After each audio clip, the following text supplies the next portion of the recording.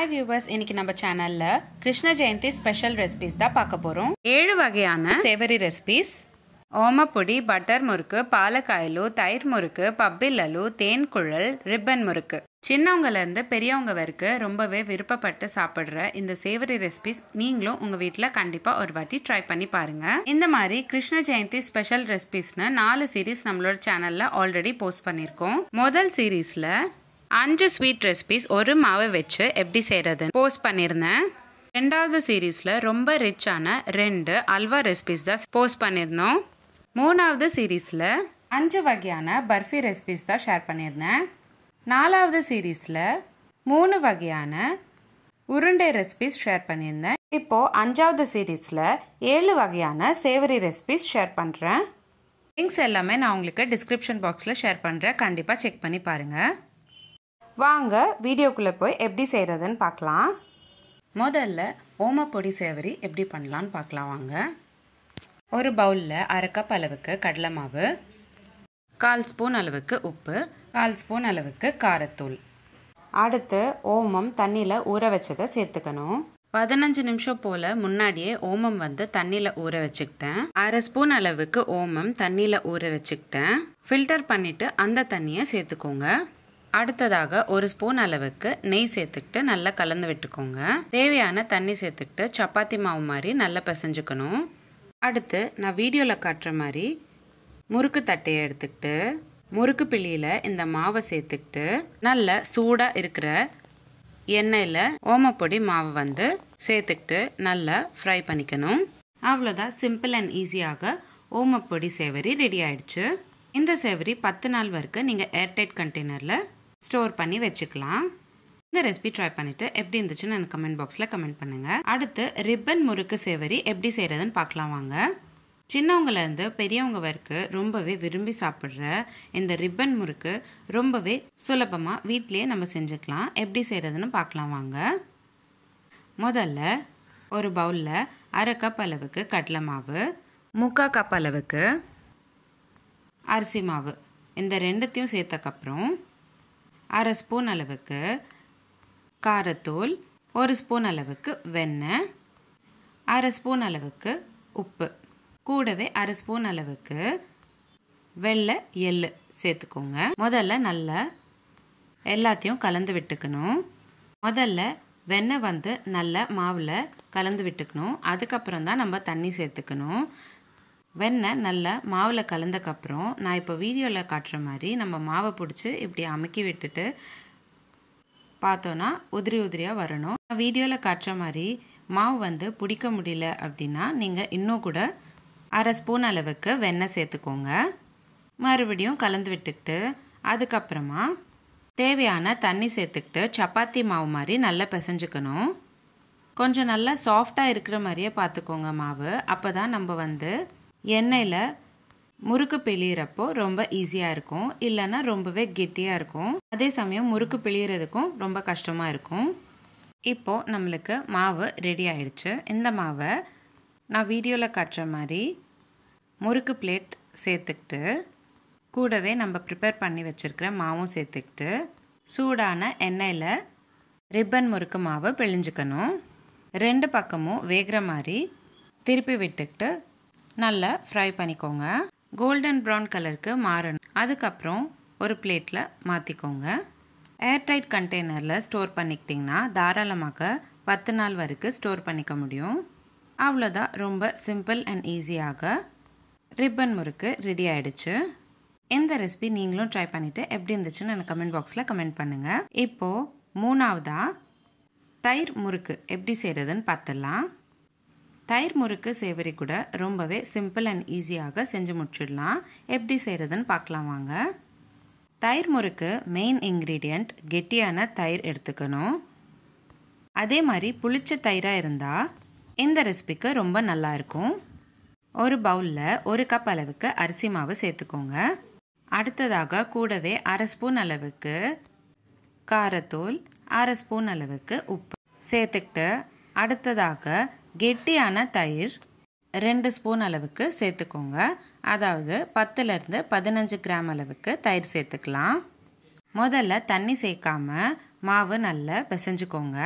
நான் வீடியோவில் காட்டுற மாதிரி முதல்ல பிசைஞ்சுக்கிட்டு அதுக்கப்புறமா நீங்கள் அந்த மாவை கையில் எடுத்து பார்த்தீங்கன்னா லேசாக உருண்டை பிடிக்க முடியணும்.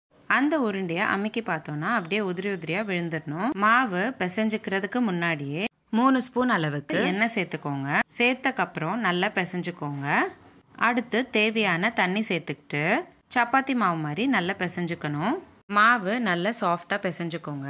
அப்போ தான் முறுக்கு பிழியிறப்போ நம்மளுக்கு ஈஸியாக இருக்கும். இந்த ரெசிபிக்கு தண்ணி ரொம்பவே கம்மியாக தான் தேவைப்படும். அதனால தண்ணி பார்த்து சேர்த்துக்கோங்க. இப்போது நம்ம தயிர் முறுக்குக்கு மாவு ரெடி பண்ணியாச்சு. அடுத்ததாக நான் வீடியோவில் காட்டுற மாதிரி முறுக்கு தட்டையை எடுத்துக்கிட்டு தயிர் முறுக்கு மாவு முறுக்கு பிழியறதுல சேர்த்துக்கிட்டு சூடான எண்ணெயில் 2 பக்கமும் வேகிற மாதிரி திருப்பி விட்டுக்கிட்டு சுட்டு எடுத்துக்கணும். அவ்வளோதாங்க. ரொம்ப சிம்பிள் அண்ட் ஈஸியாக செய்யக்கூடிய தயிர் முறுக்கு ரெடி ஆயிடுச்சு. ஏர்டைட் கண்டெய்னரில் ஸ்டோர் பண்ணிக்கிட்டிங்கன்னா 10 நாள் வரைக்கும் ஸ்டோர் பண்ணிக்க முடியும். நீங்களும் இந்த ரெசிபி உங்கள் வீட்டில் ட்ரை பண்ணிவிட்டு எப்படி இருந்துச்சுன்னு எனக்கு கமெண்ட் பாக்ஸில் கமெண்ட் பண்ணுங்கள். அடுத்து 4வது ரெசிபி ஆந்திரா ஸ்பெஷல் பாலக்காயிலும் எப்படி செய்கிறதுன்னு பார்க்கலாம் வாங்க. தயிர் முறுக்கு செஞ்சு வச்சுருந்த மாவு வச்சு இந்த ரெசிபி செஞ்சிடலாம். தயிர் முறுக்கு மாவை சின்ன சின்ன உருண்டையாக இந்த மாதிரி செஞ்சுக்கிட்டு சூடான எண்ணெயில் பொரிச்சு எடுத்துக்கிட்டிங்கன்னா ரொம்பவே சிம்பிள் அண்ட் ஈஸியான, அதே சமயம் சின்ன பசங்க ரொம்ப விரும்பி சாப்பிடக்கூடிய பாலக்காயிலும் ரெடி ஆயிடுச்சு. இந்த ரெசிபி நீங்கள் உங்கள் வீட்டில் ட்ரை பண்ணிங்கன்னா எப்படி வந்துச்சுன்னு எனக்கு கமெண்ட் பாக்ஸில் கமெண்ட் பண்ணுங்கள். மறக்காமல் இந்த ரெசிபி செய்கிறப்போ லோ ஃப்ளேமில் வச்சுக்கிட்டு தான் நம்ம செஞ்சுக்கணும். அதே சமயம் நல்லா உருண்டை பிடிச்சிட்டு அதுக்கப்புறமா சேர்த்துக்கோங்க. இல்லைன்னா எண்ணெய் மேலே செதறும். மறக்காமல் நோட் பண்ணி வச்சுக்கோங்க. இப்போது அடுத்த 5வது ரெசிபி தேன் குழல் சேவரி எப்படி செய்கிறதுன்னு பார்க்கலாம் வாங்க. தேன் குழல் மாவு கூட நீங்கள் செஞ்சு வச்சுக்கிட்டிங்கன்னா ரிப்பன் முறுக்கு மாவு வச்சுக்கிட்டு எப்படி 2 வகையான ரெசிபி செஞ்சுக்கிட்டோமோ அதே மாதிரி தேன் குழல் மாவு சேர்த்துக்கிட்டு கூட 2 ரெசிபி செஞ்சுக்கலாம். வாங்க பார்க்கலாம். தேன் குழல் முறுக்கு முதல்ல எப்படி செய்கிறதுன்னு. ஒரு பவுலில் 1/4 கப் அளவுக்கு உளுந்து மாவு சேர்த்துக்கோங்க. கூடவே 1 கப் அளவுக்கு அரிசி மாவு சேர்த்துக்கோங்க. அடுத்ததாக 1/4 ஸ்பூன் அளவுக்கு மிளகுத்தூள், 1/2 ஸ்பூன் அளவுக்கு உப்பு, 2 ஸ்பூன் அளவுக்கு வெண்ணெய். மறக்காமல் எந்த முறுக்கு நீங்கள் செஞ்சுக்கிட்டாலும் அன்சால்டட் பட்டர் சேர்த்துக்கோங்க. அப்போ தான் முறுக்கு நல்லா வரும். கூடவே 1 ஸ்பூன் அளவுக்கு வெள்ளை எள்ளு சேர்த்துக்கோங்க. முதல்ல தண்ணி சேர்க்காம நல்லா பிசைஞ்சு விட்டுக்கோங்க. நான் உங்களுக்கு வீடியோவில் காட்டுற மாதிரி நல்லா பிசைஞ்சுக்கோங்க. பிசைஞ்ச மாவை கையில் உருண்டை பிடிச்சோன்னா உருண்டை மாதிரி ஃபார்ம் ஆகிட்டு அதை நம்ம கையில் அழுத்தம் கொடுத்து ப்ரெஸ் பண்ணி விட்டோன்னா இந்த மாதிரி உதிரி உதிரியாக கீழே விழுந்துடணும். அதுக்கப்புறம் தண்ணி சேர்த்துக்கோங்க. தண்ணி சேர்த்துக்கிட்டு சப்பாத்தி மாவு மாதிரி நல்லா பிசைஞ்சுக்கோங்க. நல்லா சாஃப்டாக பிசைஞ்சுக்கோங்க. அப்போ தான் முறுக்கு பிழியிறப்போ ஈஸியாக இருக்கும். இப்போது நம்ம தேன் துழல் மாவு ரெடி பண்ணியாச்சு. இந்த மாவு வச்சு நம்ம 2 ரெசிபி செஞ்சுக்க முடியும். நம்ம செஞ்சு வச்சுருக்கிற மாவை 2 பங்காக பிரிச்சுக்கிட்டு ஒரு பங்கில் முதல்ல முறுக்கு பிழிஞ்சிக்கலாம். நான் வீடியோவில் காட்டுற முறுக்கு தட்டையை சேர்த்துக்கிட்டு முறுக்கு பிழியறதுல தேன் குழல் 1 பங்கு மாவு சூடான எண்ணெயில் சேர்த்துக்கிட்டு 2 பக்கமும் வேகிற மாதிரி சுட்டு எடுத்துக்கணும். அவ்வளோதான். ரொம்ப சுவையான தேன் துழல் முறுக்கு ரெடி ஆகிடும். தேன் துழலோட 2வது பங்கு நம்ம எடுத்து வச்சுருக்கோம் இல்லையா, அது சேர்த்துக்கிட்டு 6வது ரெசிபி பப்பிள்ளலு அப்படின்னு தெலுங்கில் சொல்லக்கூடிய தட்டை எப்படி செய்கிறதுன்னு பார்க்கலாம் வாங்க. தேன் துழல் மாவு 2வது பங்கு எடுத்துக்கிட்டு அதில் சில இன்க்ரீடியன்ட் சேர்த்துக்கணும். 2 ஸ்பூன் அளவுக்கு பூசணி விதை சேர்த்துக்கோங்க. கூடவே 2 ஸ்பூன் அளவுக்கு கிர்னி பழ விதையும் சேர்த்துக்கோங்க. 2 ஸ்பூன் அளவுக்கு வெள்ளை எள்ளும் சேர்த்துக்கணும். கடைசியாக 2 ஸ்பூன் அளவுக்கு முந்திரி பருப்பு சின்ன சின்னதாக கட் பண்ணிக்கிட்டு அதையும் சேர்த்துக்கிட்டு நல்லா பிசைஞ்சு விட்டுக்கோங்க. ஒரு பட்டர் பேப்பர் எடுத்துக்கிட்டு நான் வீடியோவில் காட்டுற மாதிரி கொஞ்சமாக மாவு எடுத்துக்கிட்டு லேசாக தட்டி விட்டுக்கணும். நல்ல மெலிசாக பண்ணிக்கணும். நல்ல கையில் அழுத்தம் கொடுத்து தட்டிக்கணும். உங்களுக்கு நிறைய குவான்டிட்டி தேவைப்பட்டுச்சுன்னா ஒரு சின்ன மூடி எடுத்துக்கிட்டு ஷேப்பாக கட் பண்ணிக்கலாம். உங்களுக்கு எந்த சைஸ் வேணுமோ அந்த மாதிரி தட்டிக்கோங்க. நான் இன்னைக்கு சின்ன சின்ன சைஸில் தட்டிக்க போகிறேன். அதனால் ஒரு சின்ன மூடி எடுத்துக்கிட்டு வீடியோவில் காட்டுற மாதிரி கட் பண்ணி எடுத்துக்கிட்டேன். சூடான எண்ணெயில் பொரிச்சு எடுத்துக்கணும். நீங்கள் ஒரே வாட்டி எல்லாத்தையும் பொரிச்சு எடுத்துக்கலாம். ஒன்றோட ஒன்று கண்டிப்பாக ஒட்டிக்காது. ஓட்டோடையில் நம்ம பருப்பெல்லாம் சேர்த்துருக்கிறதுனால லோ ஃப்ளேமில் தான் நம்ம வச்சுக்கிட்டு பொரிச்சு எடுத்துக்கணும். கோல்டன் கலருக்கு மாறினதுக்கப்புறம் நீங்கள் ஒரு பிளேட்க்கு மாற்றிக்கலாம். அவ்வளோதான். ரொம்ப சிம்பிள் அண்ட் ஈஸியான அதே சமயம் டேஸ்டியாக இருக்கக்கூடிய ஆந்திரா ஸ்பெஷல் பப்பி லல்லுன்னு சொல்லக்கூடிய ஓட்டடை ரெடி ஆயிடுச்சு. இப்போது 7வது ரெசிபி பட்டர் முறுக்கு எப்படி செய்கிறதுன்னு பார்க்கலாம் வாங்க. ரொம்ப சிம்பிள் இன்க்ரீடியன்ட்ஸ் வச்சு இந்த ரெசிபியை ரொம்ப சுலபமாக செஞ்சு முடிச்சிடலாம். வாங்க எப்படி செய்கிறதுன்னு பார்க்கலாம். முதல்ல ஒரு பவுலில் 1 கப் அளவுக்கு அரிசி மாவு, 1/2 கப் அளவுக்கு கடலை மாவு சேர்த்துக்கிட்டு கூடவே 1/2 ஸ்பூன் அளவுக்கு ஜீரகமும் சேர்த்துக்கோங்க. பட்டர் முறுக்கு செய்கிறதுக்கு நம்மளுக்கு 2 ஸ்பூன் அளவுக்கு வெண்ணெய் தேவைப்படும். 1/2 ஸ்பூன் அளவுக்கு உப்பு, 10லேருந்து 15 ml போல் வெண்ணெய் சேர்த்துக்கிட்டு நல்லா கலந்து விட்டுக்கோங்க. தண்ணி சேர்க்காம முதல்ல கலந்து விட்டுக்கோங்க. கலந்து விட்ட மாவை நம்ம கையில் உருண்டை மாதிரி பிடிச்சி லேசாக அழுத்தம் கொடுத்தோன்னா மாவு உதிரி உதிரியாக கீழே விழுந்துடும். இந்த ஸ்டேஜில் தண்ணி சேர்த்துக்கிட்டு சப்பாத்தி மாவு மாதிரி நல்லா பிசைஞ்சு விட்டுக்கணும்.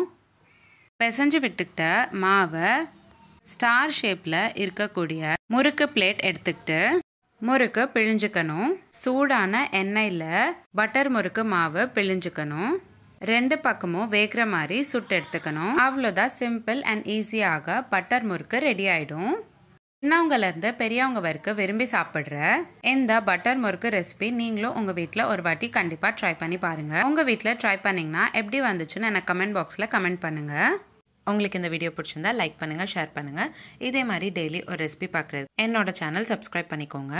இந்த மாதிரி நிறைய சீரீஸ் நம்மளோட சேனலில் போஸ்ட் பண்ணியிருக்கோம். Healthy pasta series, healthy breakfast ideas, kids lunch box ideas, கூட்டு சீரீஸ், குழம்பு series, rasam series, chutney series, Andhra பச்சடி சீரீஸ், தயிர் பச்சடி series, healthy starter series, healthy ice cream series, healthy milkshake series, chapati side dish series, no onion no garlic series, சாதம் series, gluten free recipes, இந்த மாதிரி நிறைய series நம்மளோட சேனலில் போஸ்ட் பண்ணியிருக்கோம். லிங்க்ஸ் எல்லாமே நான் உங்களுக்கு டிஸ்கிரிப்ஷன் பாக்ஸில் ஷேர் பண்ணுறேன். கண்டிப்பாக செக் பண்ணி பாருங்கள். இந்த வீடியோ எப்படி இருந்துச்சுன்னு எனக்கு கமெண்ட் பாக்ஸில் கமெண்ட் பண்ணுங்கள். எந்த ரெசிபி உங்களுக்கு ரொம்ப பிடிச்சிருந்ததுன்னு எனக்கு கமெண்ட் பாக்ஸில் கமெண்ட் பண்ணுங்கள். மீண்டும் சந்திப்போம் ஒரு சுவையான ரெசிபியுடன். தேங்க்யூ.